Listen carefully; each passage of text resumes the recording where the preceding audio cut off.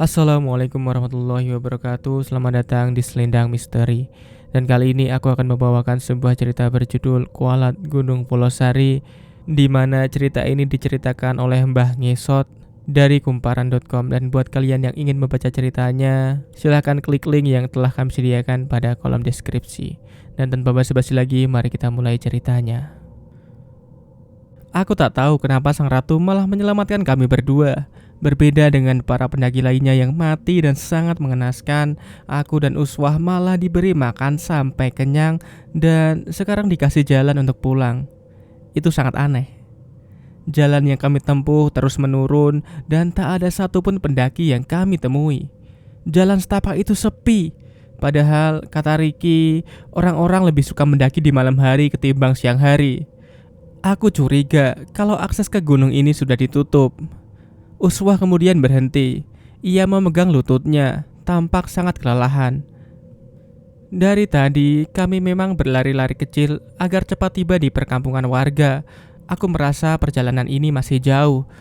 Kami bahkan belum sampai ke perkebunan pisang warga. Aku pun menawarkan untuk membawakan tasnya, dan kami pun kembali melanjutkan perjalanan.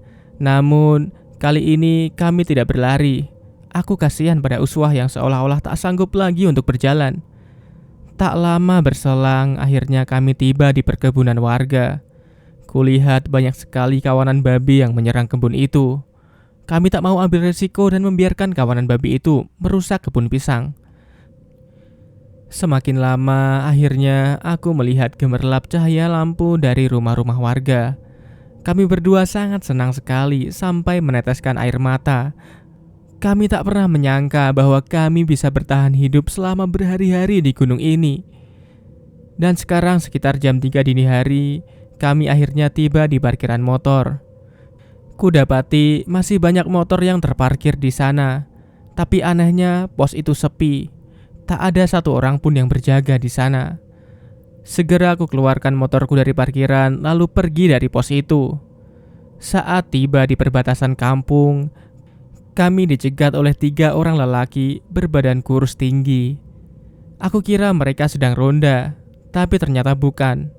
Mereka sengaja menutup akses jalan itu, dan kami disuruh untuk turun dari motor. Mereka berkata, "Pendaki ya?" Ucap yang paling tua. Iya pak. Teman-teman kami tewas, hanya kami yang selamat pak," kataku dengan hati-hati. "Namamu tuh bagus," tanyanya lagi. "Iya pak, saya tuh Bagus Asrori," kataku. "Dan kamu, Ratu?" tanya mereka lagi. "Iya, saya Ratu Uswah Hasanah," jawab Uswah dengan suaranya yang parau.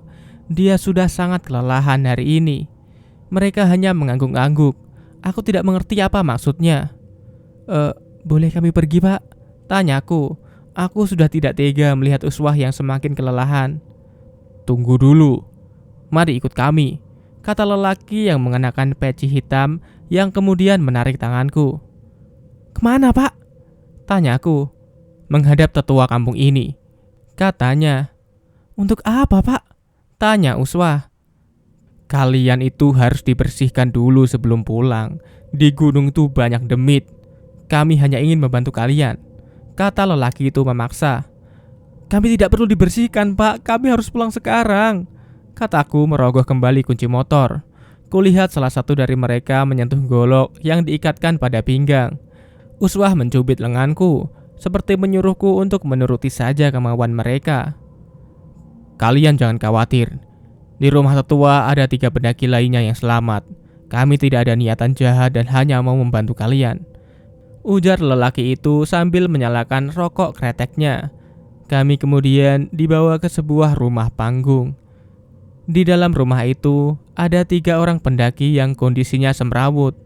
Wajah mereka tampak sangat kelelahan. Jaketnya penuh dengan noda lumpur. Mereka terdiri dari 2 orang perempuan dan 1 orang laki-laki. "Ah, masih ada yang selamat ya. Silakan duduk," kata seorang kakek yang berbadan kurus kering dan rambutnya juga sudah putih semua. Ia seperti menyambut kedatangan kami. Tak ada kursi di ruang tamu itu. Kami hanya duduk di atas tikar pandan. Seperti yang kukatakan tadi, kalau kalian adalah orang-orang yang beruntung bisa selamat dari gunung itu. Aku mengerutkan dahi sambil menatap kakek itu. Nama kalian tuh Bagus dan Ratu. Itu adalah nama dari keturunan Kesultanan Banten. Jadi demi tidak akan berani menyakiti kalian. Tapi kalian tetap harus dibersihkan.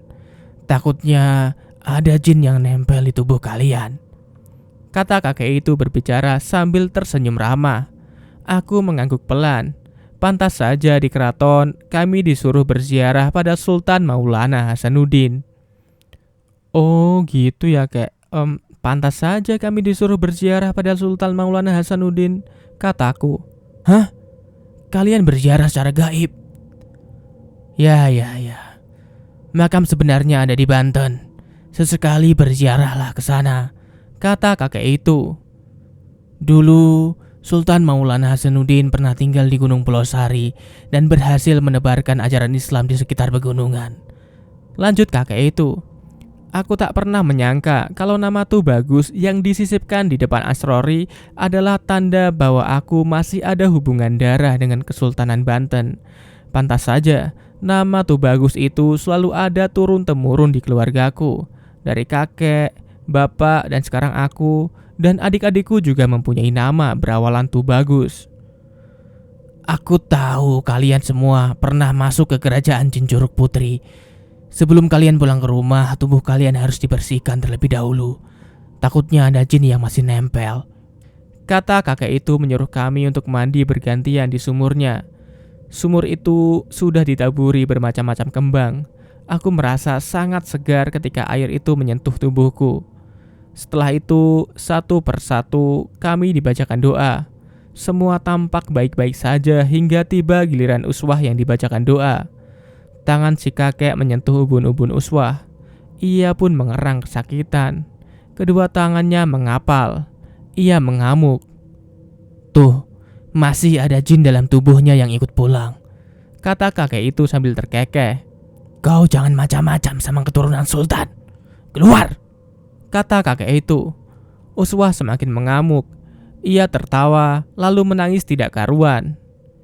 Kau lihat kan, masih ada jin yang nempel. Ini jin kanak-kanak. Kalau tidak dikeluarkan sekarang, biasanya dia akan mengganggu pas tidur. Jelas si kakek. Air pun kemudian disemburkan ke wajah Uswah. Ia langsung pingsan.